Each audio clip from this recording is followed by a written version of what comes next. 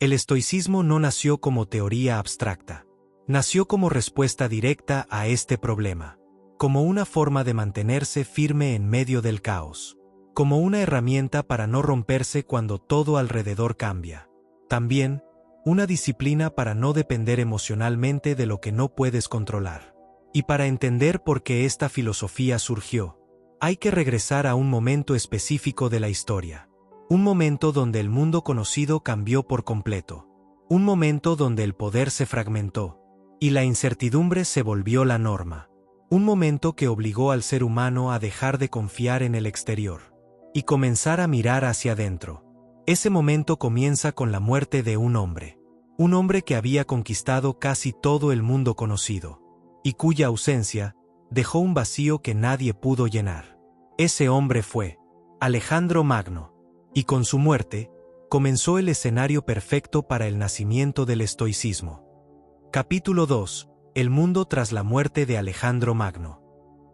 En el año 323 a.C., el mundo conocido cambió de forma abrupta. Alejandro Magno, el hombre que había extendido su imperio desde Grecia hasta Egipto, Persia y parte de la India, murió en la ciudad de Babilonia. Tenía poco más de 30 años. Su muerte no solo fue inesperada, fue también profundamente desestabilizadora. No dejó un sistema claro de sucesión, ni un heredero capaz de sostener lo que había construido. Lo que dejó fue poder sin dueño. Su imperio no era una estructura sólida, era una expansión sostenida por su liderazgo personal. Sin él, comenzó a fragmentarse casi de inmediato. Sus generales, hombres que habían luchado a su lado, no tardaron en convertirse en rivales. Cada uno buscó quedarse con una parte del territorio, con recursos, con influencia. Así comenzaron las guerras entre los llamados diadocos, una serie de conflictos que durarían décadas y que transformarían por completo el mapa político del mundo helenístico. Las ciudades dejaron de ser estables. Las alianzas cambiaban constantemente. Lo que hoy pertenecía a un reino, mañana podía ser conquistado por otro. Para el ciudadano común, esto significaba algo muy concreto: incertidumbre. Ya no había una estructura clara que garantizara orden. La política se volvió impredecible. La seguridad dejó de ser una garantía. En la Grecia clásica, especialmente en ciudades como Atenas, el individuo estaba profundamente ligado a la polis. Su identidad, su participación política, su sentido de pertenencia, todo estaba conectado con la ciudad-estado. Pero ese modelo comenzó a debilitarse. Con la expansión del mundo helenístico, el individuo dejó de ser un ciudadano activo dentro de una comunidad estable y pasó a ser parte de un sistema mucho más amplio, impersonal y cambiante. Esto generó un desplazamiento importante. Antes, el enfoque estaba en la vida pública, en la política, en la participación dentro de la ciudad. Ahora, ese espacio ya no ofrecía la misma estabilidad ni el mismo control. El individuo comenzó a experimentar una desconexión. Ya no podía influir en el rumbo de los grandes acontecimientos. Ya no podía confiar en que las estructuras externas se mantendrían firmes. Y cuando el mundo externo deja de ser confiable, la atención inevitablemente se mueve hacia otro lugar, hacia el interior. La pregunta dejó de ser cómo participar en la política o cómo influir en la ciudad. La nueva pregunta era más directa y más personal: cómo vivir en un mundo que no puedes controlar. Cómo mantener estabilidad cuando todo alrededor cambia. Cómo sostenerte cuando las estructuras externas fallan. Este cambio no fue inmediato, pero fue profundo. Marcó el inicio de una transformación en la filosofía. Las escuelas que surgirían en este periodo ya no se enfocarían únicamente en explicar el mundo o en debatir ideas abstractas. Comenzarían a enfocarse en algo más urgente: la vida del individuo frente a la incertidumbre. El contexto posterior a la muerte de Alejandro Magno no solo fue un cambio político, fue un cambio psicológico, un cambio en la forma en la que las personas entendían su lugar en el mundo. Y fue precisamente en este entorno, donde el control externo se volvía cada vez más limitado, que comenzó a tomar forma una idea distinta. Una idea que no intentaba reorganizar el mundo, sino enseñar al individuo a no depender de él. Ahí es donde empieza a prepararse el terreno para el nacimiento del estoicismo. Capítulo 3. La era helenística y la crisis del individuo. Tras la muerte de Alejandro Magno, el mundo no solo cambió en términos políticos, también cambió en la forma en que las personas se entendían a sí mismas. Comenzó lo que los historiadores llaman la era helenística, un periodo que se extiende aproximadamente desde el 323 a.C. hasta la consolidación del dominio romano. Fue una época marcada por la expansión cultural griega, pero también por una transformación profunda en la vida del individuo.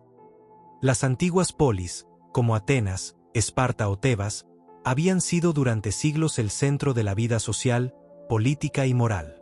En ellas, el ciudadano tenía un rol claro. Participaba en decisiones públicas, compartía valores comunes y encontraba sentido dentro de una estructura relativamente estable. La identidad del individuo estaba ligada a su ciudad. Saber quién eras implicaba saber a qué comunidad pertenecías. Pero ese modelo comenzó a desintegrarse. Con la expansión de los reinos helenísticos, el mundo se volvió más grande, más diverso y también más impersonal. Las decisiones importantes ya no se tomaban en asambleas ciudadanas, sino en cortes lejanas, controladas por monarcas y élites. El individuo dejó de tener influencia directa sobre el rumbo de su entorno. Este cambio generó una sensación nueva, una especie de desplazamiento. Las personas seguían viviendo en ciudades, pero esas ciudades ya no tenían el mismo peso político ni el mismo significado existencial. El sentido de pertenencia se debilitó, la participación se redujo, y con ello, surgió una inquietud que antes no era tan evidente. La inquietud por la propia vida. Si ya no puedes definirte por tu rol en la ciudad, entonces tienes que empezar a definirte por ti mismo. Y eso abre un problema más complejo, porque definirse a uno mismo implica enfrentarse a preguntas que no tienen respuestas externas claras. ¿Qué significa vivir bien? ¿Qué vale la pena perseguir? ¿Qué depende realmente de ti? En este nuevo contexto, el individuo se encuentra más expuesto. Ya no puede apoyarse completamente en estructuras externas para sostener su identidad o su estabilidad. Tiene que desarrollar algún tipo de criterio interno. Tiene que encontrar una forma de mantenerse firme sin depender del orden político o social. Este es el punto donde la filosofía cambia de dirección. Las preguntas dejan de ser principalmente cosmológicas o metafísicas, y se vuelven más prácticas. ¿Cómo vivir? ¿Cómo enfrentar la adversidad? ¿Cómo manejar el miedo, la pérdida, la incertidumbre? Surgen entonces varias escuelas filosóficas que intentan responder a este nuevo escenario. Algunas proponen el placer como guía, otras la ausencia de dolor, otras la retirada del mundo, pero todas comparten un mismo punto de partida, el reconocimiento de que el entorno ya no ofrece estabilidad suficiente. El estoicismo nace dentro de este contexto, pero no como una respuesta aislada. Nace como parte de una necesidad colectiva. La necesidad de encontrar un tipo de seguridad que no dependa de factores externos. La era helenística no solo amplió el mundo geográficamente, también obligó al individuo a volverse hacia adentro. Y en ese giro, comenzó a tomar forma una idea clave. Si el mundo ya no es un lugar estable, entonces la estabilidad tiene que construirse en otro lugar. No en la política, no en la riqueza, no en la opinión de otros, sino en la mente. Este cambio de enfoque es el punto de partida real del estoicismo. Antes de que exista como sistema, antes de que tenga nombre, ya existe como necesidad. La necesidad de desarrollar una forma de vida que no dependa del caos exterior. Y es en ese contexto, en una Atenas que sigue siendo centro intelectual pero ya no centro de poder, donde aparece la figura que dará forma a esta idea. Un hombre que no nació en Grecia. Un hombre que no comenzó como filósofo. Un hombre cuya vida cambió a partir de una pérdida. Ese hombre fue Zenón de Sitio. Capítulo 4. Atenas como centro intelectual del mundo antiguo. Cuando Zenón de Sitio llegó a Atenas, no llegó a cualquier ciudad.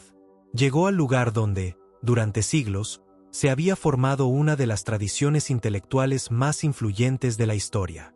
Aunque políticamente Atenas ya no tenía el poder que había tenido en la época clásica, seguía siendo el principal centro de pensamiento filosófico del mundo griego. Atenas no dominaba territorios, pero dominaba ideas. Sus calles, sus plazas, sus gimnasios y sus pórticos eran espacios donde se discutía constantemente sobre la naturaleza de la realidad, el conocimiento, la virtud y la vida humana. No era una ciudad silenciosa. Era una ciudad que pensaba. El legado de figuras como Sócrates, Platón y Aristóteles seguía presente. Sus enseñanzas no eran solo textos, eran tradiciones vivas que continuaban a través de escuelas organizadas.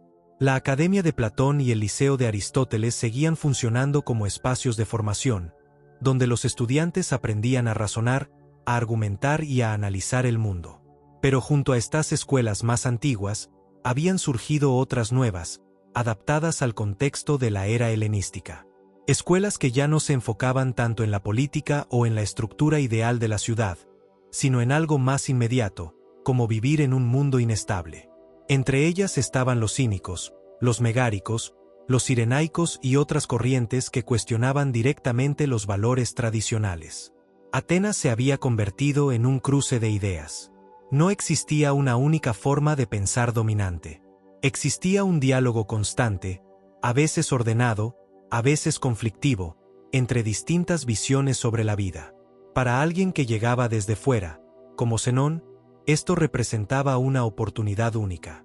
No solo podía aprender, podía comparar, cuestionar y construir algo propio. La filosofía en Atenas no estaba encerrada en edificios. Se encontraba en espacios públicos. Los filósofos enseñaban caminando, conversando, respondiendo preguntas. El conocimiento no era un privilegio cerrado, era algo que se compartía en interacción directa. Esto permitía que cualquier persona con interés pudiera acercarse, escuchar y participar.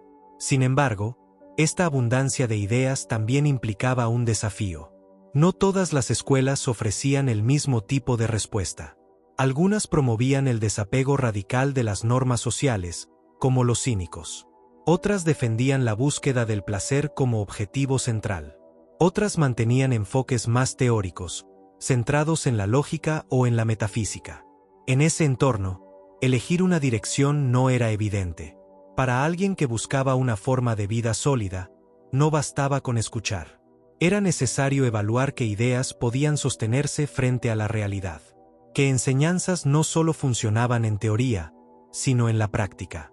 Atenas ofrecía el escenario, pero no la respuesta definitiva. Era un lugar donde las preguntas se formulaban con claridad, pero donde cada individuo tenía que construir su propio camino. Zenón se encontró exactamente en ese punto. Había llegado a una ciudad llena de pensamiento, pero también cargaba con una experiencia personal que lo obligaba a buscar algo más que teoría. No estaba ahí solo para aprender a debatir. Estaba ahí porque necesitaba entender cómo vivir después de haber perdido todo. Ese contraste es clave. Por un lado, una ciudad con siglos de desarrollo filosófico. Por otro, un individuo enfrentando una crisis personal real. La combinación de ambos elementos es lo que permite que algo nuevo comience a formarse. Atenas no creó el estoicismo por sí sola, pero sin Atenas, el estoicismo no habría tenido el mismo desarrollo. Fue el entorno que permitió que una experiencia individual se transformara en un sistema filosófico. Y es en ese entorno donde comienza la siguiente parte de la historia. No en una escuela formal, no en una institución establecida, sino en un momento específico, cuando un hombre entra a un lugar común, sin saber que ese instante va a redefinir su vida. Un momento que inicia con una pérdida, y que se convierte en el punto de partida de una búsqueda.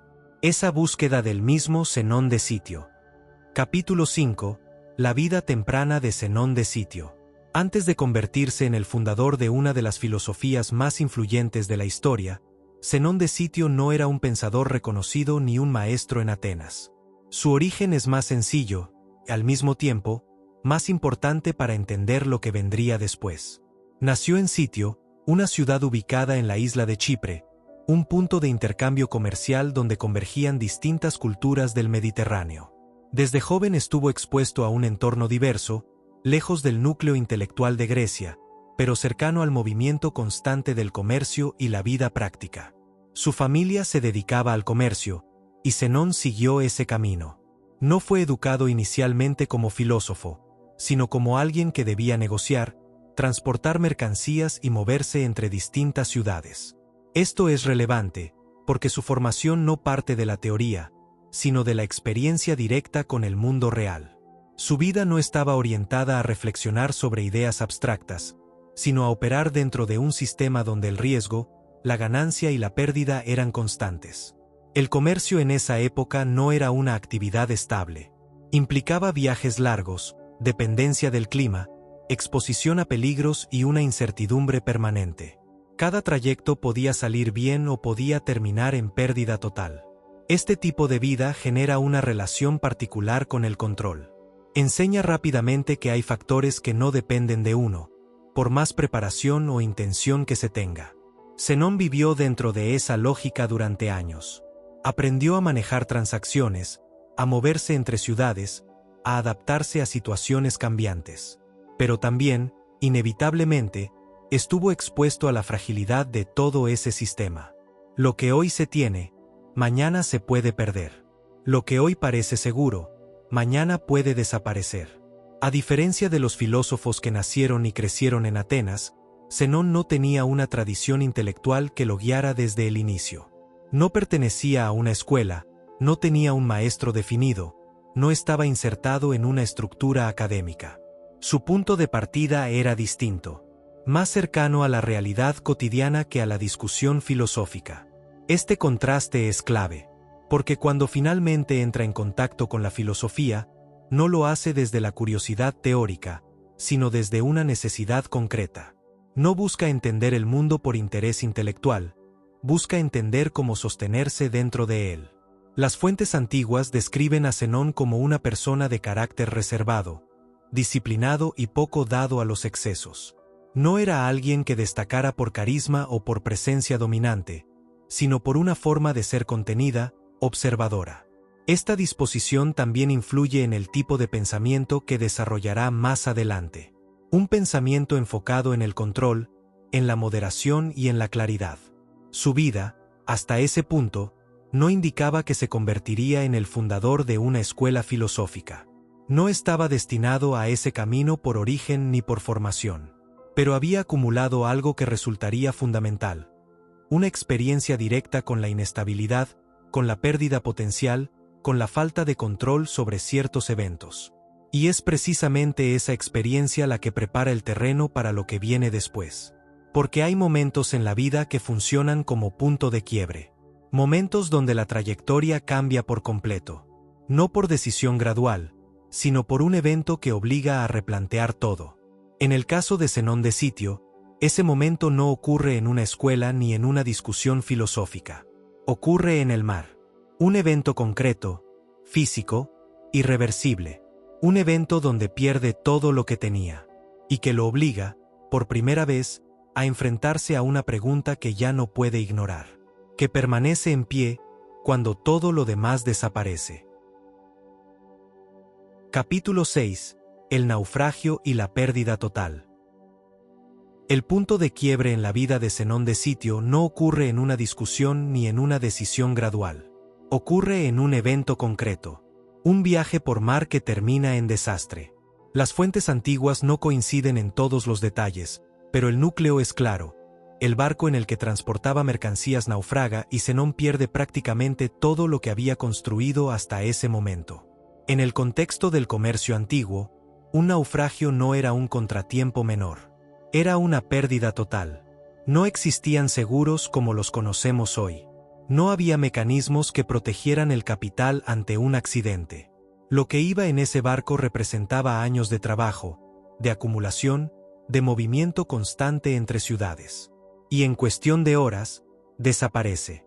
Este tipo de evento no solo tiene un impacto económico, tiene un impacto psicológico profundo. Obliga a confrontar la fragilidad de aquello que se consideraba estable. Lo que antes parecía resultado de esfuerzo y control, se revela como algo que también depende de factores externos: el clima, el estado del mar, la suerte. Para Zenón, este momento no es solo una pérdida material. Es una confrontación directa con un límite. El límite de lo que realmente puede controlar. Hasta ese punto, su vida había estado orientada a operar dentro del mundo, a moverse en él, a intentar dominarlo a través de decisiones y acciones. El naufragio muestra que ese dominio es parcial. La reacción ante un evento así puede tomar distintas formas. Puede generar frustración, resentimiento, deseo de recuperar lo perdido a cualquier costo. Puede llevar a reconstruir exactamente el mismo camino con la expectativa de que esta vez funcione. Pero en el caso de Zenón, lo que ocurre es distinto. En lugar de enfocarse únicamente en recuperar lo externo, comienza a cuestionar el marco completo desde el cual estaba operando. No se trata solo de cómo evitar otro naufragio. Se trata de algo más profundo. De entender qué tipo de estabilidad es posible cuando el entorno no la garantiza. Hay una frase atribuida a Zenón en la tradición posterior que resume este giro. Haber naufragado fue lo que le permitió tener un buen viaje. Más allá de si la formulación es exacta, la idea refleja algo real. El evento no se interpreta únicamente como pérdida, sino como punto de inicio de una búsqueda distinta. Después del naufragio, Zenón llega a Atenas. No como comerciante en expansión, sino como alguien que ha perdido su base anterior. Este cambio de condición es importante. Llega sin la misma estructura, sin la misma dirección, pero con una pregunta que ya no puede ignorar. ¿Cómo sostenerse cuando lo externo falla? Ese tipo de pregunta no se responde desde la práctica comercial. No se responde con mejores rutas o mejores negociaciones. Requiere otro tipo de herramientas. Requiere un marco que permita entender la relación entre el individuo y lo que ocurre a su alrededor. Es en ese estado, marcado por la pérdida pero también por la apertura a replantear su vida, donde Zenón entra en contacto con la filosofía. No como una actividad secundaria, sino como una posible respuesta a una necesidad real. El naufragio no convierte automáticamente a Zenón en filósofo, pero sí elimina la inercia de su vida anterior. Lo coloca en una posición donde seguir haciendo lo mismo ya no es suficiente, donde es necesario buscar algo que no dependa del mismo tipo de condiciones que acaba de fallar. Este es el momento donde la historia cambia de dirección, donde una vida orientada al comercio se desvía hacia la reflexión, no por elección teórica, sino por necesidad. Y es en Atenas, poco después de ese evento, donde ocurre el siguiente paso. Un encuentro que no estaba planeado. Un encuentro que no surge de la búsqueda directa de un maestro, sino de una coincidencia. El momento en el que Zenón de Sitio entra a una librería y se encuentra con una forma de pensar que redefine por completo su camino. Capítulo 7. El encuentro con Sócrates y la filosofía. Después del naufragio, Zenón de Sitio llega a Atenas sin una dirección clara, pero con una necesidad distinta a la que había tenido antes. Ya no busca oportunidades comerciales. Busca entender. Busca una forma de sostenerse que no dependa de las mismas variables que acaba de perder. En ese estado ocurre un momento que, aunque parece simple, resulta decisivo. Las fuentes antiguas, especialmente el relato conservado por Diógenes Laercio, describen que Zenón entra en una librería y comienza a leer sobre Sócrates. No se trata de una lectura casual. Lo que encuentra ahí es el retrato de un hombre que había vivido de una forma completamente distinta a la mayoría. Sócrates no había dejado escritos propios, pero su vida y sus ideas habían sido registradas por discípulos como Platón. A través de esos textos, Zenón se enfrenta a un tipo de figura que no encaja con los valores habituales de éxito, riqueza o reconocimiento. Sócrates no buscaba poder, no acumulaba bienes y, sin embargo, mantenía una firmeza que no dependía de nada externo. Este contraste es lo que impacta. No es solo lo que Sócrates decía, es cómo vivía. Era un hombre que podía ser cuestionado, criticado, incluso condenado a muerte, y aún así mantener coherencia con sus principios. No reaccionaba desde el miedo ni desde la presión social. Su referencia no estaba en el exterior. Para alguien que acaba de experimentar la pérdida total de lo que consideraba estable, este tipo de ejemplo ofrece una posibilidad nueva. Muestra que puede existir una forma de vida donde la estabilidad no depende de las circunstancias externas, donde el punto de apoyo está en otro lugar. La reacción de Zenón no es pasiva. Según el mismo relato, después de leer sobre Sócrates, pregunta al librero dónde puede encontrar a alguien que viva de esa manera. No pregunta por una escuela específica ni por una teoría. Pregunta por un tipo de persona. Esto indica algo importante. Su interés no es únicamente intelectual. Es práctico. Quiere ver cómo se encarna ese tipo de pensamiento en la vida real. El librero señala entonces a un filósofo que pasaba por ahí en ese momento, Crates de Tebas. Crates pertenecía a la escuela cínica, una corriente que promovía una vida austera, alejada de las convenciones sociales y de la dependencia de bienes materiales. Zenón decide seguirlo y comenzar a aprender de él. Este paso marca el inicio de su formación filosófica. Pero es importante entender que no se trata de una adopción inmediata de una doctrina completa. Es un proceso. Zenón entra en contacto con distintas escuelas, escucha, observa y evalúa. Su experiencia previa no desaparece, se convierte en el filtro a través del cual analiza lo que aprende. El encuentro con Sócrates, aunque indirecto a través de textos, cumple una función específica. Introduce una idea que no estaba presente en su vida anterior. La idea de que el valor de una vida no se mide por lo que se posee o se controla externamente, sino por la coherencia interna y la capacidad de sostenerse frente a cualquier circunstancia. A partir de este punto, la filosofía deja de ser algo ajeno. Se convierte en una herramienta potencial, en una vía para responder a la pregunta que el naufragio había dejado abierta. Cómo vivir de forma que una pérdida externa no implique una pérdida total. Zenón no encuentra una respuesta inmediata. Lo que encuentra es un camino. Un proceso de aprendizaje que lo llevará a estudiar con distintos maestros, a conocer diferentes enfoques, eventualmente, a construir algo propio. Pero todo eso comienza aquí, en un momento concreto, en una lectura que conecta con una necesidad real, y en una decisión posterior de buscar no solo ideas, sino ejemplos vivos de cómo esas ideas pueden sostener una vida. Ese proceso de formación es lo que sigue. Un periodo donde Zenón se expone a distintas corrientes filosóficas, no para repetirlas, sino para entender sus límites y posibilidades. Es ahí donde comienza a tomar forma lo que más adelante se conocerá como estoicismo. Capítulo 8. Formación filosófica de Zenón de Sitio y sus influencias. Después de ese primer contacto con la figura de Sócrates, la vida de Zenón de Sitio toma una nueva dirección. Ya no se trata de una curiosidad momentánea, sino del inicio de un proceso de formación que va a definir todo lo que vendrá después. Pero este proceso no ocurre en una sola escuela ni bajo una única doctrina. Zenón no adopta una filosofía cerrada desde el inicio. Pasa por distintas corrientes, aprende de ellas, las prueba, y también detecta sus límites. Uno de sus primeros maestros es Crates de Tebas, representante de la escuela cínica. Los cínicos proponían una vida radicalmente austera, basada en la autosuficiencia y el rechazo de las normas sociales convencionales. Consideraban que la mayoría de los deseos humanos eran artificiales y que la verdadera libertad consistía en reducir al mínimo las necesidades. Vivían de forma simple, muchas veces provocadora, desafiando abiertamente las expectativas de la sociedad. Esta influencia es importante porque introduce en Zenón una idea clave: la independencia frente a lo externo.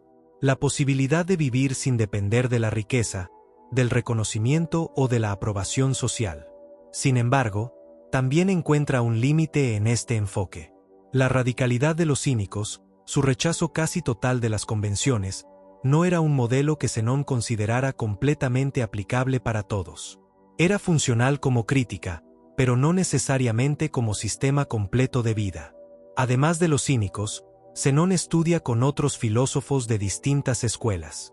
Entre ellos, Estilpón, asociado a la escuela megárica, que ponía un fuerte énfasis en la lógica y en la precisión del pensamiento.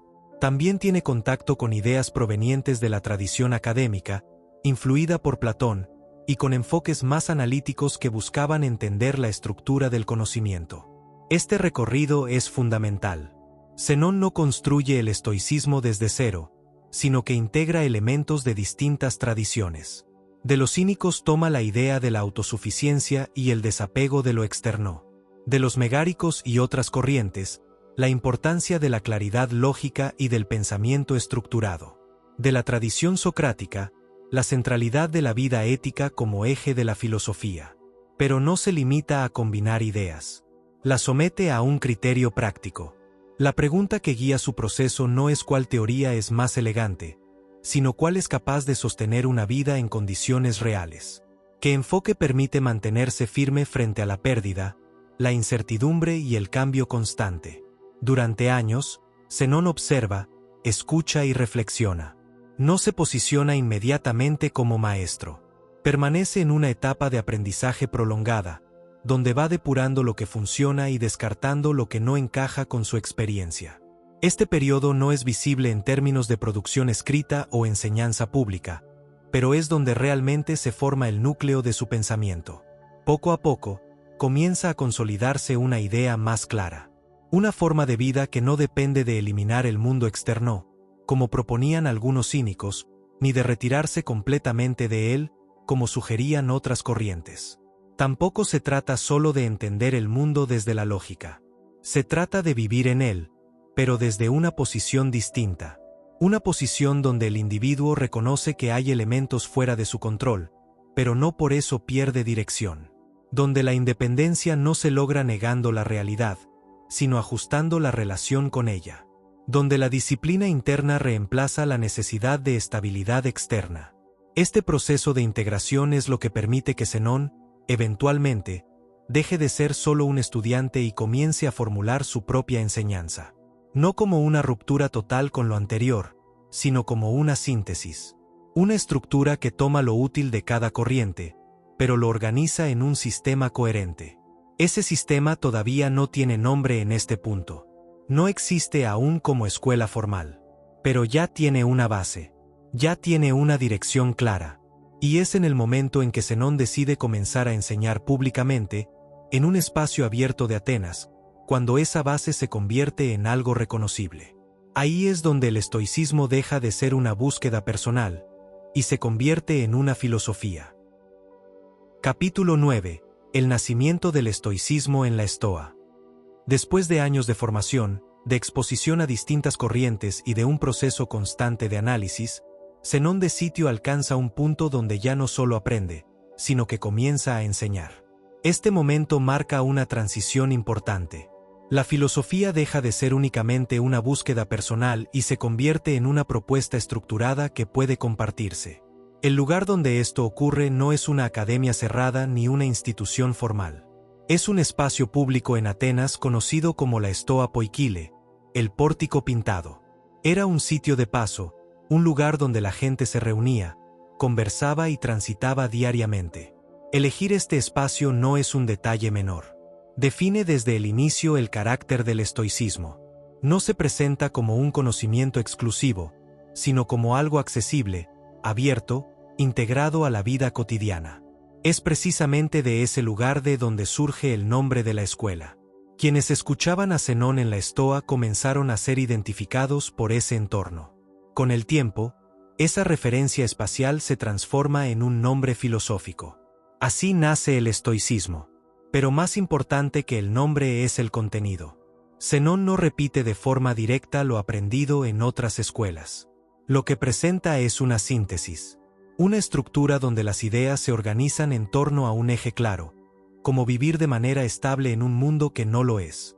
A diferencia de otras corrientes que se enfocaban en aspectos específicos, el planteamiento de Zenón busca ser integral. No separa la teoría de la práctica. No plantea la filosofía como un ejercicio intelectual aislado, sino como una guía directa para la conducta. Lo que se piensa y lo que se hace están conectados. En sus enseñanzas comienza a aparecer una distinción que será central para todo el desarrollo posterior del estoicismo. La diferencia entre aquello que depende del individuo y aquello que no. Esta idea no surge como una abstracción, sino como una observación derivada de la experiencia. Hay eventos que no pueden ser controlados. Intentar dominarlos genera frustración. En cambio, hay un espacio interno donde sí existe margen de acción. Ese espacio interno se convierte en el foco. No porque lo externo deje de importar, sino porque no puede garantizar estabilidad. La propuesta de Zenón no es ignorar la realidad, sino ajustar la forma en que se interactúa con ella. Otra característica importante de esta etapa inicial es el tipo de enseñanza. No se basa en discursos complejos ni en construcciones excesivamente técnicas. Se basa en la claridad, en la capacidad de transmitir principios que puedan aplicarse directamente. Esto permite que personas con distintos niveles de formación puedan acercarse y entender la propuesta. Con el tiempo, comienzan a formarse seguidores. No como un grupo cerrado, sino como individuos que adoptan esta forma de pensamiento y la incorporan en su vida. La escuela empieza a consolidarse, no por imposición, sino por coherencia. Lo que se enseña puede comprobarse en la práctica. Este es el punto donde el estoicismo adquiere identidad. Ya no es solo el resultado del recorrido de Zenón por distintas corrientes, ni una respuesta individual a una pérdida. Es un sistema en formación, con principios definidos y con una forma clara de transmitirse. A partir de aquí, las ideas comienzan a desarrollarse con mayor precisión. Lo que en este momento es una base, en los siguientes años se convertirá en una estructura más detallada. Otros pensadores continuarán este trabajo, ampliando y organizando el contenido. Pero todo parte de este momento. De un hombre que decide enseñar en un espacio público. De una propuesta que no busca explicar el mundo en abstracto, sino ofrecer una forma de vivir dentro de él. Así es como el estoicismo comienza. No como una teoría cerrada, sino como una práctica que se construye en contacto directo con la realidad. Capítulo 10. La idea central. Control interno contra el externo. A partir del momento en que Zenón de Sitio comienza a enseñar en la Estoa, su propuesta empieza a tomar forma alrededor de un principio que, aunque simple en apariencia, tiene implicaciones profundas. No se trata de una teoría compleja ni de una construcción abstracta. Es una distinción directa, basada en la experiencia. Hay cosas que dependen de nosotros, y hay cosas que no. Esta división se convierte en el eje del estoicismo, no como una idea aislada, sino como un criterio para interpretar la realidad, para decidir dónde enfocar la atención, la energía y el esfuerzo. Dentro de lo que depende del individuo se encuentran sus juicios, sus decisiones, sus acciones, la forma en que interpreta lo que ocurre, la manera en que responde ante una situación, la dirección que elige tomar. Este espacio interno es limitado, pero es real. Es el único ámbito donde existe control directo. Por otro lado, está todo aquello que no depende de uno. La opinión de otras personas, los resultados finales, las circunstancias externas, los eventos inesperados, la salud, la reputación, incluso la vida misma en su duración. Estos elementos pueden influirse en cierta medida, pero no controlarse completamente. El problema, según la observación estoica, surge cuando se confunden estas dos categorías. Cuando el individuo invierte su estabilidad emocional en aquello que no controla. Cuando intenta asegurar resultados que no dependen únicamente de sus acciones. Cuando espera que el mundo se ajuste a sus expectativas. Esa confusión genera frustración. Genera ansiedad. Genera una dependencia constante de factores externos. Porque si tu bienestar depende de algo que no controlas, entonces tu estabilidad también queda fuera de tu control. La propuesta de Zenón no es eliminar el contacto con lo externo. No se trata de retirarse del mundo ni de ignorar lo que ocurre. Se trata de establecer una relación distinta. De reconocer qué parte de una situación está realmente bajo tu influencia y cuál no. Esto implica un cambio de enfoque. En lugar de centrarte en el resultado, te centras en la acción. En lugar de intentar controlar la percepción de otros, te enfocas en tu conducta. En lugar de resistirte a lo que ocurre, trabajas sobre cómo respondes a ello. Este principio no elimina las dificultades, pero cambia la forma en que se enfrentan. Reduce la carga innecesaria. Evita que el individuo se desgaste intentando dominar lo que no está en su ámbito. Y al mismo tiempo, fortalece el espacio donde sí puede actuar. Con el tiempo, esta distinción se convierte en una herramienta práctica. No es algo que se entienda una vez y se aplique automáticamente. Requiere entrenamiento. Requiere atención constante. porque la tendencia natural es volver a colocar la atención en lo externo. El estoicismo propone lo contrario. Propone volver una y otra vez a ese espacio interno. No como refugio, sino como base de acción. Como el único lugar desde donde puede construirse una estabilidad real. Este principio, aunque formulado inicialmente por Zenón, será desarrollado con mayor precisión por los estoicos posteriores. Se convertirá en una de las ideas más reconocibles de toda la tradición. Pero en este punto de la historia, lo importante no es su formulación técnica, sino su función. Es la primera herramienta clara que ofrece el estoicismo para enfrentar el problema que lo originó. Cómo mantenerse firme en un mundo que no se puede controlar. A partir de aquí, la filosofía comienza a profundizar en otra pregunta. Si ya sabemos dónde está el control, ¿qué hacemos con él? ¿Cómo se debe vivir dentro de ese espacio? Esa pregunta lleva al siguiente paso. La idea de la virtud como forma de vida. Capítulo 11. La virtud como forma de vida. Una vez establecida la distinción entre lo que depende de uno y lo que no, el estoicismo avanza hacia una pregunta inevitable. Si el control está en el interior, entonces ¿cómo se debe vivir dentro de ese espacio? ¿Qué criterio guía las decisiones, las acciones y la conducta cuando ya no se depende del exterior para definir el rumbo? La respuesta de Zenón de Sitio es clara. La vida debe orientarse por la virtud.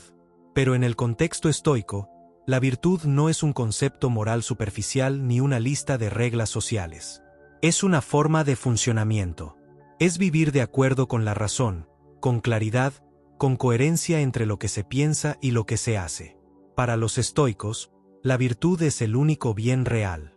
Todo lo demás, como la riqueza, la salud, la reputación o el placer, puede ser preferible en ciertos contextos, pero no define el valor de una vida. Son elementos externos, sujetos a cambio. La virtud, en cambio, pertenece al ámbito interno. Es estable en la medida en que depende de uno. Esta idea cambia completamente la forma en que se evalúa el éxito o el fracaso. Una acción no se juzga por su resultado, sino por la intención y la calidad del juicio que la origina. Si una persona actúa con claridad, con justicia, con autocontrol, ha cumplido con lo que le corresponde, independientemente de lo que ocurra después. Dentro de esta estructura, los estoicos identifican 4 cualidades principales que definen la virtud. La primera es la sabiduría, entendida como la capacidad de percibir la realidad con precisión, sin distorsiones, sin añadir interpretaciones innecesarias. La segunda es la justicia, que implica actuar de manera correcta en relación con otros, reconociendo que el individuo no está aislado, sino dentro de una comunidad. La tercera es la templanza, el control sobre los impulsos, la capacidad de no ser arrastrado por deseos o reacciones inmediatas. Y la cuarta es la fortaleza, la disposición para sostenerse firme frente a la dificultad, sin ceder ante el miedo o la incomodidad. Estas cualidades no se presentan como ideales abstractos, sino como habilidades que deben desarrollarse. No se asumen automáticamente. Requieren práctica, observación y corrección constante. La virtud no es un estado fijo, es un proceso. Este enfoque también redefine la relación con las emociones. El estoicismo no propone eliminar las emociones, sino entender su origen. Muchas de las emociones que generan inestabilidad surgen de juicios incorrectos sobre la realidad. De interpretar como bueno o malo algo que en sí mismo no lo es, sino que depende de cómo se maneje. Por ejemplo, considerar la pérdida de riqueza como un mal absoluto genera sufrimiento. Pero si se reconoce que la riqueza no es un bien en sí misma, sino un elemento externo, su pérdida deja de tener el mismo impacto sobre la estabilidad interna. La emoción cambia porque el juicio cambia. Vivir con virtud, entonces, implica ajustar constantemente la forma en que se percibe el mundo. No se trata de negar lo que ocurre, sino de interpretarlo correctamente. De no atribuir valor absoluto a lo que es relativo. De no depender de lo que no está bajo control. Este planteamiento tiene una consecuencia directa. La estabilidad ya no depende de condiciones externas favorables. Depende de la consistencia interna. De la capacidad de mantener un criterio claro incluso cuando las circunstancias cambian. En este punto, El estoicismo comienza a consolidarse como un sistema práctico. No se limita a señalar un problema, ofrece una dirección concreta. Identifica dónde está el control y define cómo debe usarse. No promete evitar las dificultades, pero sí propone una forma de atravesarlas sin perder coherencia. A partir de aquí, la filosofía necesita estructurarse con mayor precisión. Lo que hasta ahora es una base conceptual, en los siguientes años será desarrollado, organizado y ampliado por otros pensadores que continuarán el trabajo iniciado por Zenón. Es ahí donde entran figuras clave que transformarán el estoicismo en un sistema más completo y definido. Capítulo 12. Desarrollo del estoicismo temprano. Cleantes y Crisipo.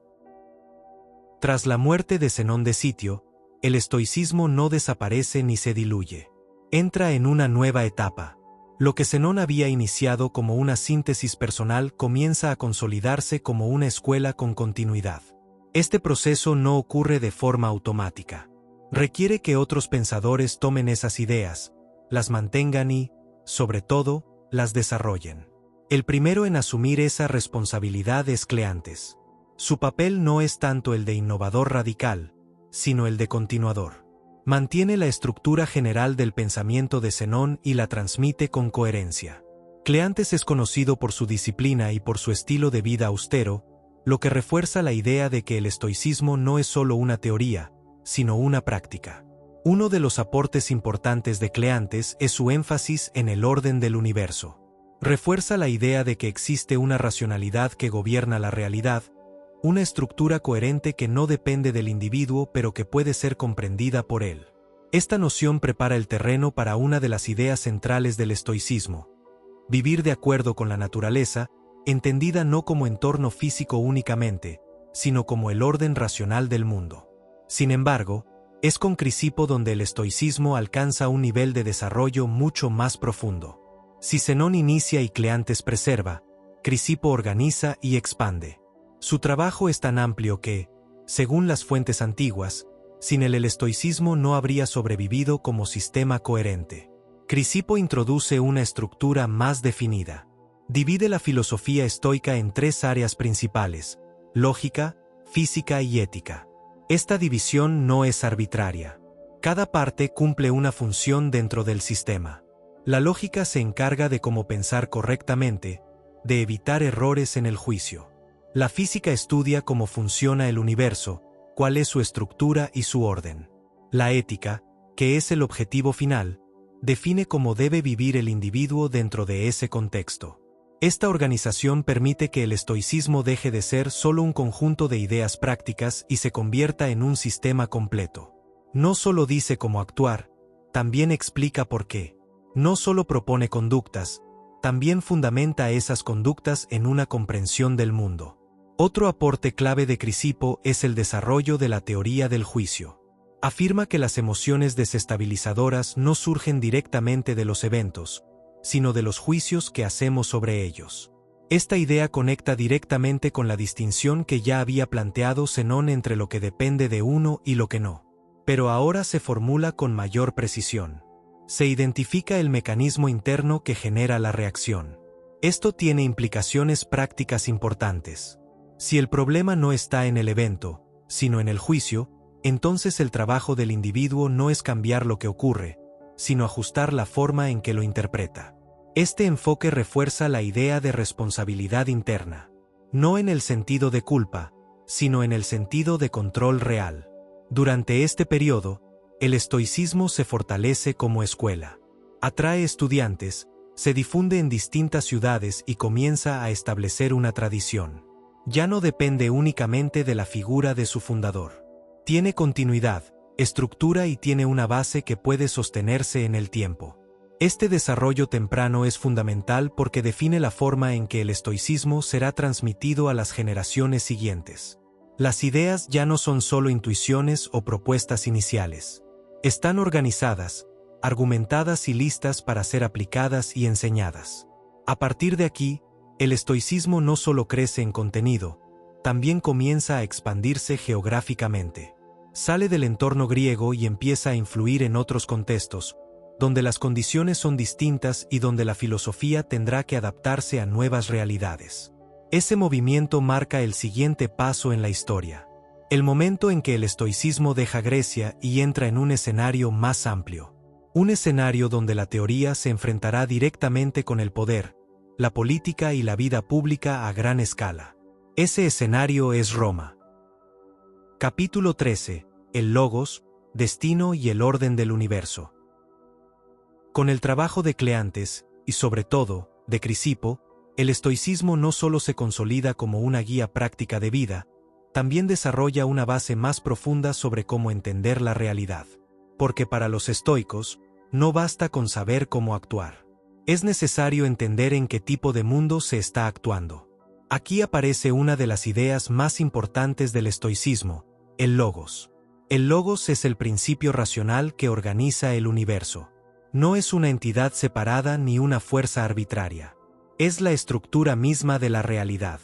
Todo lo que ocurre sigue un orden, una secuencia de causas y efectos que no es caótica, sino coherente. Aunque desde la perspectiva humana ciertos eventos parezcan aleatorios o injustos, para los estoicos forman parte de un sistema más amplio que tiene sentido dentro de su propia lógica.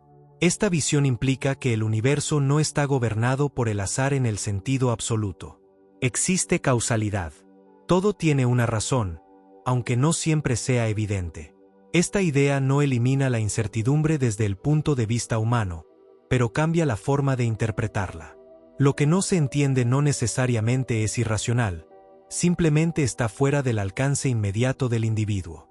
A partir de esta concepción del logos, los estoicos desarrollan su idea de destino. Pero el destino, en este contexto, no se plantea como algo fatalista en el sentido de anular la acción humana. No significa que el individuo no pueda decidir. Significa que sus decisiones ocurren dentro de un marco más amplio que ya tiene una estructura definida. Esto genera una tensión que los estoicos intentan resolver. Por un lado, todo está dentro de un orden causal. Por otro, el individuo sigue siendo responsable de sus juicios y acciones. La clave está en entender que la libertad no consiste en cambiar el curso del universo, sino en alinear la propia voluntad con ese curso. En lugar de resistirse a lo que ocurre, el estoicismo propone comprenderlo y actuar de acuerdo con ello. No desde la resignación pasiva, sino desde la aceptación activa. Aceptar no significa no hacer nada. Significa no desperdiciar energía en aquello que no puede modificarse, y enfocar la acción en lo que sí depende de uno. Esta idea se resume en una de las actitudes más características del estoicismo: vivir de acuerdo con la naturaleza. Pero la naturaleza, en este contexto, no se refiere únicamente al entorno físico. Se refiere al orden racional del universo. Vivir de acuerdo con la naturaleza es vivir en coherencia con ese orden, no en conflicto con él. Esto tiene implicaciones directas en la forma en que se enfrentan los eventos difíciles. Si todo lo que ocurre forma parte de un sistema racional, entonces incluso las situaciones adversas pueden ser entendidas como parte de ese orden. No como algo que deba ser rechazado automáticamente, sino como algo que puede ser integrado en la experiencia. Esta perspectiva no elimina el dolor ni la dificultad, pero evita que se conviertan en sufrimiento innecesario. Porque el sufrimiento, desde el punto de vista estoico, surge cuando se añade resistencia a lo que ya es inevitable.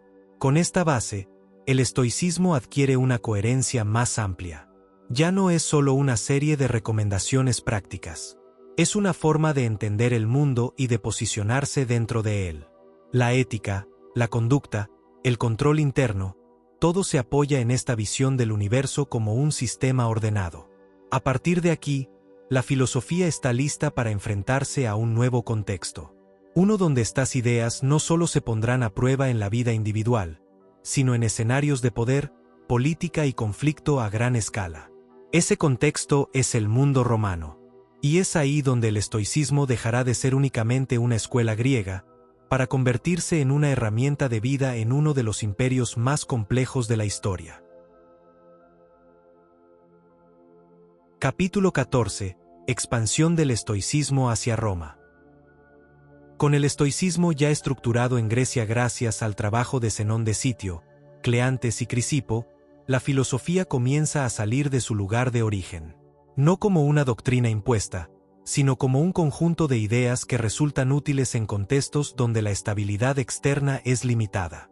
Ese tipo de contexto se encuentra, cada vez con más claridad, en Roma. Roma no era Grecia. No era una ciudad centrada en el debate intelectual. Era una estructura política en expansión, marcada por la administración, la guerra y el poder. A medida que el territorio romano crece, también lo hacen sus tensiones internas. Las luchas por el control, las rivalidades entre figuras políticas y la presión constante por mantener el dominio generan un entorno donde la incertidumbre vuelve a ser una constante. En ese escenario, las ideas estoicas encuentran un espacio natural. No porque Roma buscara filosofía en abstracto, sino porque necesitaba herramientas para operar dentro de un sistema exigente. Los individuos que ocupaban posiciones de responsabilidad, ya fueran políticos, administradores o militares, se enfrentaban a decisiones complejas, a riesgos constantes y a situaciones donde el control era parcial. El estoicismo ofrecía un marco claro. Permitía distinguir entre lo que estaba bajo control y lo que no. Proporcionaba una base para actuar sin depender de resultados externos. Y, sobre todo, ofrecía una forma de mantener estabilidad interna en medio de la presión. La llegada del estoicismo a Roma no ocurre en un solo momento ni a través de una sola figura. Es un proceso gradual, facilitado por el contacto cultural entre Grecia y Roma. A medida que Roma incorpora territorios griegos, también incorpora sus tradiciones intelectuales. Filósofos griegos llegan a Roma, enseñan, influyen, y sus ideas comienzan a ser adoptadas por la élite romana. Sin embargo, en este proceso ocurre una transformación. El estoicismo que llega a Roma no se mantiene exactamente igual que en Grecia. Se adapta, pierde parte de su enfoque más técnico y desarrolla un carácter más práctico. La pregunta central ya no es solo cómo entender el universo, sino cómo actuar dentro de un sistema de poder. Los romanos no estaban interesados en discusiones excesivamente abstractas. Valoraban la utilidad, la capacidad de una idea para aplicarse en la vida real. Y en ese sentido, el estoicismo encajaba. Su énfasis en la disciplina, en el autocontrol y en la claridad de juicio lo hacía compatible con las exigencias del contexto romano. Esta adaptación no debilita la filosofía. La vuelve más directa, más enfocada en la acción. Las ideas siguen siendo las mismas en su base, pero su forma de presentarse cambia. Se orientan hacia la toma de decisiones, hacia el manejo de la adversidad, hacia la conducta bajo presión. A partir de este punto, el estoicismo deja de ser únicamente una escuela griega. Se convierte en una herramienta adoptada por individuos que operan dentro de uno de los sistemas políticos más complejos de la antigüedad. Y es en ese entorno donde surgen figuras que llevarán estas ideas a un nivel distinto. Figuras que no solo estudian el estoicismo, sino que lo aplican en contextos reales de poder, riesgo y responsabilidad. Entre ellas, una de las más representativas es la de Séneca. Con él, el estoicismo entra de lleno en la vida política romana, y comienza a enfrentarse a uno de los entornos más exigentes posibles: el del poder. Capítulo 15. Séneca y el poder bajo presión. Con la llegada del estoicismo a Roma, la filosofía deja de estar en espacios relativamente controlados y entra en un entorno donde las decisiones tienen consecuencias directas sobre la vida y la muerte. Es en este contexto donde aparece la figura de Séneca, uno de los representantes más influyentes del estoicismo romano. Séneca no es un pensador aislado ni un maestro retirado. Es un hombre profundamente involucrado en la vida pública. Nace en una familia acomodada, recibe una educación sólida y asciende dentro de la estructura política romana hasta convertirse en una figura cercana al poder. Llega a ser consejero del emperador Nerón, lo que lo coloca en una posición de influencia, pero también de alto riesgo. La Roma en la que vive Séneca es un entorno inestable. Las intrigas políticas, las acusaciones, las traiciones y los cambios abruptos de favor son parte del funcionamiento cotidiano del poder. Estar cerca del emperador implica acceso, pero también exposición constante. En cualquier momento, Una decisión o una sospecha pueden convertirse en una sentencia. Es dentro de este escenario donde el estoicismo se pone a prueba de forma directa. No como teoría, sino como herramienta para operar bajo presión. Séneca no escribe desde la distancia, escribe desde la experiencia. Sus textos reflejan una preocupación constante por el control emocional, por la claridad en el juicio y por la capacidad de mantenerse estable en medio de situaciones que no pueden controlarse completamente. Uno de los temas centrales en su pensamiento es el manejo del miedo, especialmente el miedo a la muerte. En un entorno donde la ejecución puede ser una consecuencia real de las decisiones políticas, este no es un tema abstracto. Séneca plantea que el miedo no proviene del hecho en sí, sino de la anticipación y de la interpretación que se hace de él. La muerte, en sí misma, no es experimentada como sufrimiento. El sufrimiento está en la idea que se construye alrededor de ella. Esta distinción es coherente con el principio estoico del control interno. Si el evento no depende de uno, la única forma de mantener estabilidad es trabajar sobre el juicio que se hace de ese evento. En lugar de intentar evitar lo inevitable, se busca reducir la carga emocional que se le asigna. Séneca también aborda la relación con la riqueza y el poder. A diferencia de los cínicos, no rechaza completamente estos elementos. Reconoce que pueden ser útiles, pero insiste en que no deben convertirse en la base de la estabilidad personal. La clave está en poder utilizarlos sin depender de ellos. En mantener la capacidad de perderlos sin que eso implique una pérdida interna. Su propia vida refleja esta tensión. Es un hombre que acumula riqueza y poder, pero que al mismo tiempo escribe sobre la necesidad de no apegarse a ellos. Esto ha generado críticas desde la antigüedad, cuestionando la coherencia entre su pensamiento y su posición. Sin embargo, desde la perspectiva estoica, el punto no es evitar completamente lo externo, sino no depender de ello. El final de su vida es consistente con el contexto en el que vivió. Acusado de conspiración, recibe la orden de suicidarse por parte de Nerón. Según los relatos históricos, enfrenta este momento con calma, siguiendo los principios que había defendido. No intenta escapar, no reacciona con desesperación. Actúa dentro del margen que le queda, manteniendo control sobre su conducta hasta el final. La figura de Séneca muestra cómo el estoicismo puede aplicarse en situaciones donde el entorno es altamente inestable. No elimina los riesgos, no cambia las condiciones externas, pero ofrece una forma de actuar dentro de ellas sin perder dirección.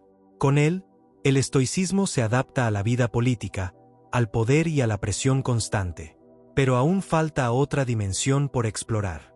Una donde el individuo no tiene acceso al poder, ni a la riqueza, ni a la influencia. Una dimensión donde las condiciones externas son aún más limitadas. Ahí es donde aparece la figura de Epicteto. Y con él, el estoicismo se lleva al extremo de la condición humana. Capítulo 16. Epicteto y la libertad interna. Si con Séneca el estoicismo se pone a prueba en el poder, con Epicteto se pone a prueba en el extremo opuesto. No en la riqueza ni en la influencia, sino en la ausencia casi total de control sobre las condiciones externas. Epicteto nace como esclavo en el Imperio Romano. No tiene autonomía sobre su tiempo, sus decisiones o su cuerpo.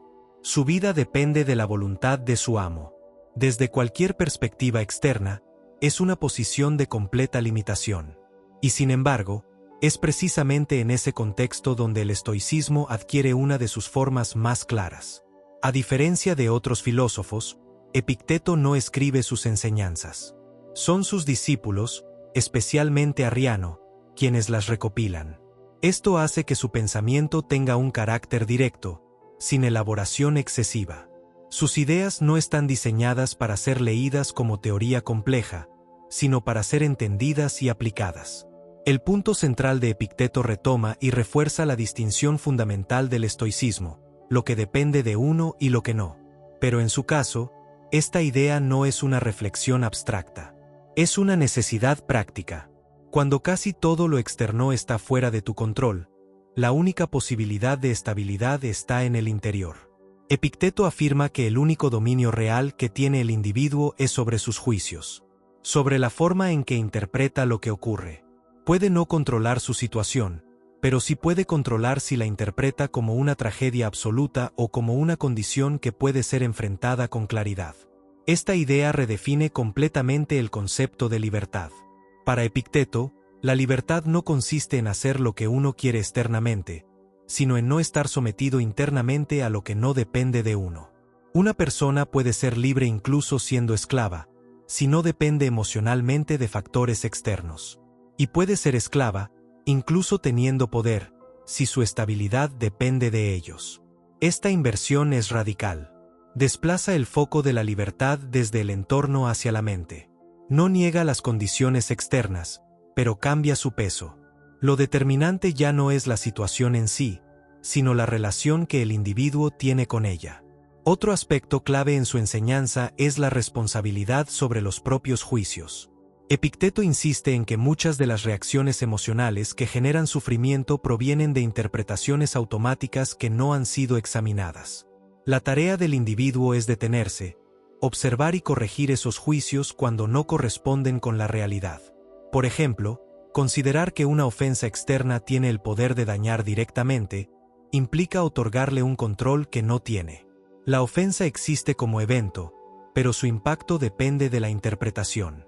Si se elimina el juicio que la convierte en algo dañino, el evento pierde su efecto. Este enfoque no busca negar la experiencia, sino depurarla. Separar lo que ocurre de lo que se añade mentalmente. Reducir la reacción a lo esencial. Esto permite actuar con mayor claridad y menor carga emocional. Después de obtener su libertad, Epicteto establece una escuela en Nicópolis, donde enseña estos principios de forma directa. No busca formar teóricos, busca formar individuos capaces de manejar su vida con criterio. Su enseñanza es exigente, porque no permite excusas externas. Si el control está en los juicios, entonces la responsabilidad también.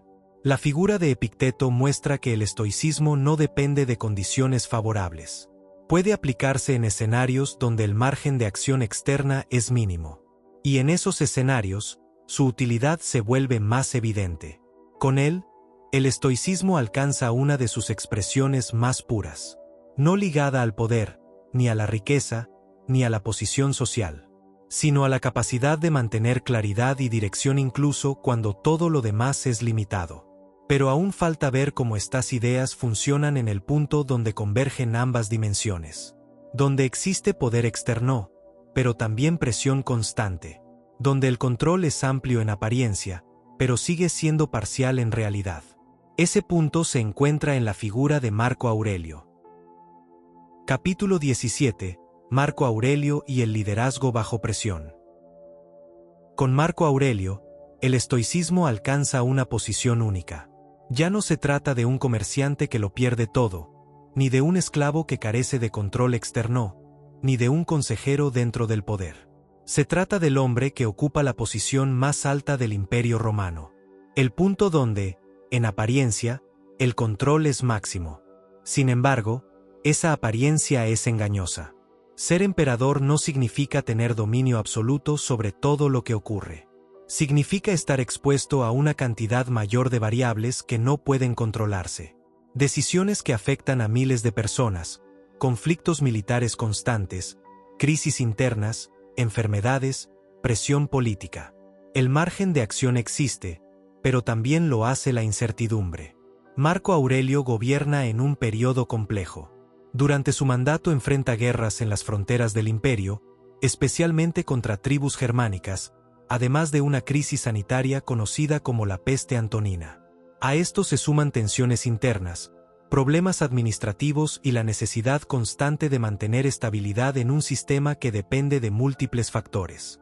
En este contexto, el estoicismo no es una actividad secundaria. Es una herramienta necesaria para sostener el criterio en medio de la presión. A diferencia de otros gobernantes, Marco Aurelio no utiliza la filosofía como un símbolo de estatus, sino como un mecanismo de regulación interna. Su obra más conocida, Las Meditaciones, no fue escrita para ser publicada. Son notas personales, reflexiones dirigidas a sí mismo. Esto es importante porque muestra el uso práctico del estoicismo. No como discurso hacia otros, sino como entrenamiento constante del propio juicio. En estos escritos, Marco Aurelio retoma los principios fundamentales del estoicismo: la distinción entre lo que depende de uno y lo que no, la importancia de la virtud, la necesidad de aceptar el orden de los acontecimientos. Pero lo hace desde su posición concreta, aplicándolo a decisiones reales, a situaciones específicas. Una de las ideas que aparece con frecuencia en sus reflexiones es la necesidad de no dejarse arrastrar por las reacciones inmediatas. En un entorno donde cada decisión puede tener consecuencias amplias, reaccionar impulsivamente no es viable. Se requiere claridad, pausa, evaluación. También insiste en la idea de que el comportamiento de otros no debe alterar la conducta propia. En un sistema político donde las traiciones y los conflictos son comunes, esta postura permite mantener coherencia sin depender de la conducta ajena. No se trata de ignorar lo que otros hacen, sino de no permitir que eso determine la propia acción. Otro aspecto central en su pensamiento es la conciencia de la temporalidad. Marco Aurelio reconoce constantemente que tanto él como su posición son transitorios. El poder no es permanente. La vida no es permanente. Esta perspectiva reduce la tendencia a aferrarse y permite actuar con mayor objetividad. El estoicismo, en su caso, funciona como un sistema de regulación interna en un entorno de alta complejidad. No elimina los problemas, pero evita que se conviertan en desorden interno. Permite tomar decisiones desde un punto de estabilidad, incluso cuando el entorno es inestable. La figura de Marco Aurelio muestra que el estoicismo no está limitado por la posición social.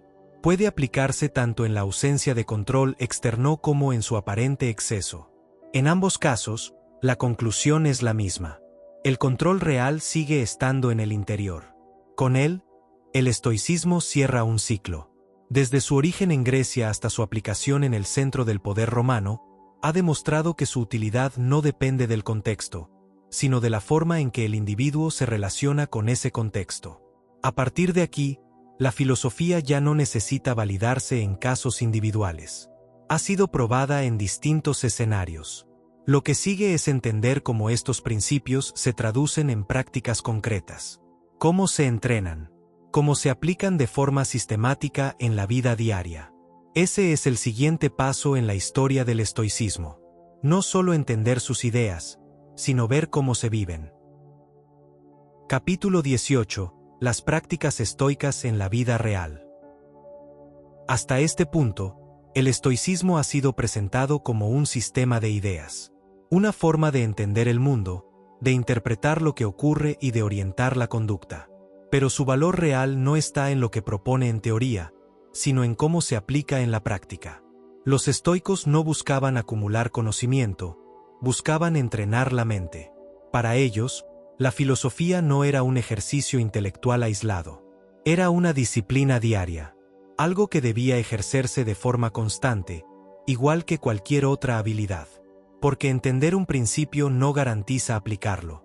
La tendencia natural del individuo es regresar a reacciones automáticas, a juicios no examinados, a depender de lo externo. Por eso, desarrollaron prácticas concretas. Una de las más importantes es la observación de los propios juicios. Antes de reaccionar ante un evento, el estoico se entrena para detenerse y preguntarse qué parte de la situación depende de él y cuál no. Este momento de pausa es clave. Permite separar el evento de la interpretación. Evita que la reacción sea inmediata y, por lo tanto, desproporcionada. Otra práctica es la anticipación de dificultades. En lugar de asumir que todo saldrá bien, los estoicos consideran de antemano la posibilidad de que las cosas no ocurran como esperan. No como una forma de pesimismo, sino como preparación. Al imaginar escenarios adversos, reducen el impacto emocional cuando estos se presentan y mantienen la capacidad de actuar con claridad. También está la reflexión sobre la temporalidad. Recordar que todo es transitorio, que las situaciones cambian y que la propia vida es limitada. Esta práctica no busca generar incomodidad, sino ajustar la perspectiva. Lo que se percibe como problema absoluto pierde intensidad cuando se entiende dentro de un marco más amplio. Otra herramienta es la revisión diaria. Al final del día, el individuo analiza sus acciones. no para juzgarse de forma emocional, sino para corregir. Identifica donde reaccionó sin claridad, donde dependió de factores externos, donde pudo haber actuado con mayor coherencia. Este proceso permite ajustar el comportamiento de forma progresiva. El control de los impulsos también es central. No se trata de eliminar deseos o emociones, sino de no actuar automáticamente en función de ellos. Entre el impulso y la acción debe existir un espacio de decisión. Ese espacio es donde se aplica el criterio. Estas prácticas no requieren condiciones especiales. No dependen de la posición social, ni del entorno, ni de recursos externos. Pueden aplicarse en cualquier contexto. Y esa es precisamente su función. Permitir que el individuo mantenga estabilidad independientemente de lo que ocurra alrededor. Con el tiempo, estas herramientas convierten los principios del estoicismo en hábitos. Dejan de ser ideas que se recuerdan ocasionalmente y pasan a formar parte de la forma en que se percibe y se responde a la realidad. La filosofía se integra en la conducta. Este enfoque práctico es lo que permitió que el estoicismo se mantuviera relevante en distintos contextos. No se limita a explicar cómo es el mundo, ofrece un método para operar dentro de él. Sin embargo, a pesar de su desarrollo y su aplicación, el estoicismo no permanece como una corriente dominante de forma indefinida. Con el paso del tiempo, el contexto histórico cambia. Nuevas ideas emergen, nuevas estructuras se consolidan y la filosofía estoica comienza a perder presencia directa.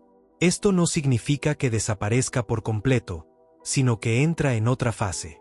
Una fase donde su influencia continúa, pero de una forma distinta. Ese proceso marca el inicio de su transformación y su legado. Capítulo 19. Diferencia entre el estoicismo griego y romano. A lo largo de su desarrollo, el estoicismo no permanece estático. Aunque sus principios fundamentales se mantienen, su forma de aplicarse cambia según el contexto. La transición de Grecia a Roma no es solo geográfica, es también funcional. Lo que comienza como una propuesta filosófica en Atenas se transforma en una herramienta práctica dentro del mundo romano. En su etapa griega, con figuras como Zenón de Sitio, Cleantes y Crisipo, el estoicismo tiene un desarrollo más estructural. Se construye como un sistema completo que busca explicar tanto la conducta humana como la naturaleza del universo. Se organiza en lógica, física y ética. Hay un interés claro por fundamentar cada principio, por entender no solo qué hacer, sino por qué hacerlo. En este contexto, la filosofía mantiene un componente más técnico. Se discuten conceptos como el logos, la causalidad, la naturaleza de la razón y la relación entre el individuo y el orden del universo. La práctica está presente, pero se apoya en una base teórica amplia. Cuando el estoicismo llega a Roma, ese equilibrio cambia. Las condiciones del entorno hacen que el énfasis se desplace. Los romanos no abandonan la base filosófica, pero la simplifican en su aplicación. La prioridad ya no es desarrollar el sistema en su totalidad, sino utilizar sus principios en situaciones concretas. Figuras como Séneca, Epicteto y Marco Aurelio representan esta etapa. Sus escritos y enseñanzas se centran menos en la estructura completa de la filosofía y más en cómo actuar bajo presión, cómo manejar el miedo, cómo tomar decisiones con claridad. El lenguaje también cambia. Se vuelve más directo, más accesible. Las ideas se presentan de forma que puedan aplicarse sin necesidad de un desarrollo técnico extenso. La filosofía se acerca más a la experiencia cotidiana. Otra diferencia importante es el tipo de contexto en el que se aplica. En Grecia, el estoicismo se desarrolla en espacios de enseñanza, en discusión entre escuelas, en un entorno donde la filosofía tiene un lugar central como actividad. En Roma, se aplica en la política, en la administración, en la vida pública y privada bajo condiciones de riesgo real. Esto hace que el estoicismo romano sea más visible en la acción. No solo en lo que se dice, sino en cómo se actúa en situaciones límite, en decisiones que implican consecuencias inmediatas. Sin embargo, a pesar de estas diferencias, el núcleo se mantiene. La distinción entre lo que depende de uno y lo que no, la centralidad de la virtud, la importancia del juicio y del control interno, siguen siendo los mismos. Lo que cambia es la forma en que se presentan y se priorizan. El estoicismo griego construye la base. El estoicismo romano la ejecuta. Esta evolución no implica una ruptura, sino una adaptación. Una muestra de que la filosofía puede mantenerse relevante cuando es capaz de ajustarse al contexto sin perder su esencia. Y es precisamente esa capacidad de adaptación lo que permite que el estoicismo no desaparezca completamente con el paso del tiempo. Aunque deja de ser una escuela dominante en la antigüedad, sus ideas continúan influyendo en distintas corrientes posteriores. Ese es el siguiente punto.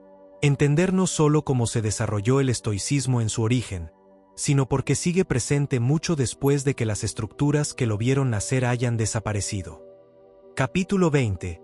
Porque el estoicismo sigue vigente. El estoicismo no surge como una moda intelectual ni como una construcción teórica aislada. Nace en un momento de crisis, en un mundo donde las estructuras externas dejan de ofrecer estabilidad.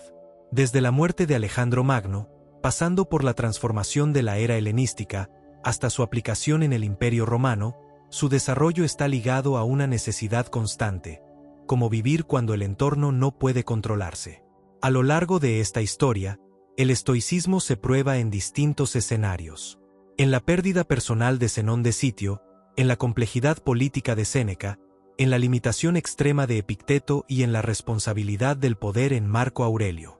En cada uno de estos casos, las condiciones externas son distintas, pero el problema es el mismo: la falta de control sobre lo que ocurre. Y en todos ellos, la respuesta es consistente. No intentar dominar el mundo, sino ajustar la relación con él. No depender de factores externos para sostener la estabilidad interna. No basar el bienestar en resultados que no pueden garantizarse. Esa coherencia es lo que permite que el estoicismo se mantenga vigente. No depende de un contexto específico. No requiere una estructura política determinada ni una situación social particular. Funciona en la medida en que el ser humano sigue enfrentando incertidumbre, pérdida, presión y cambio. Las ideas centrales del estoicismo no han cambiado porque el problema que abordan tampoco ha cambiado. La tendencia a querer controlar lo externo sigue presente. La reacción emocional ante lo inesperado sigue siendo automática en muchos casos. La dificultad para distinguir entre lo que depende de uno y lo que no sigue generando conflicto. El estoicismo ofrece una forma de abordar ese problema. No promete eliminar las dificultades, ni garantizar resultados favorables. Propone algo más limitado, pero más realista. Ofrece un marco para actuar con claridad dentro de condiciones que no siempre son favorables. También ofrece un criterio para evaluar la propia conducta. Desplaza el enfoque del resultado hacia la acción, de lo que se obtiene hacia cómo se actúa. Esto permite mantener consistencia incluso cuando el entorno cambia. Con el paso del tiempo, el estoicismo deja de ser una escuela activa en el sentido tradicional. Otras corrientes filosóficas toman protagonismo, nuevas estructuras culturales se consolidan. Sin embargo, sus textos se preservan. Sus ideas se transmiten, se reinterpretan y se aplican en distintos momentos de la historia. No permanece como institución, pero sí como herramienta. Esa es la razón por la que sigue siendo relevante. No porque pertenezca a una época específica, sino porque responde a una condición constante del ser humano. La necesidad de encontrar estabilidad en un entorno que no siempre la ofrece. El estoicismo no cambia el mundo. No modifica la naturaleza de los eventos ni elimina la incertidumbre. Lo que cambia es la posición desde la cual el individuo enfrenta a ese mundo. Y esa posición sigue siendo, hoy, tan necesaria como lo fue en su origen. Porque el problema sigue siendo el mismo. Y la solución, en esencia, también.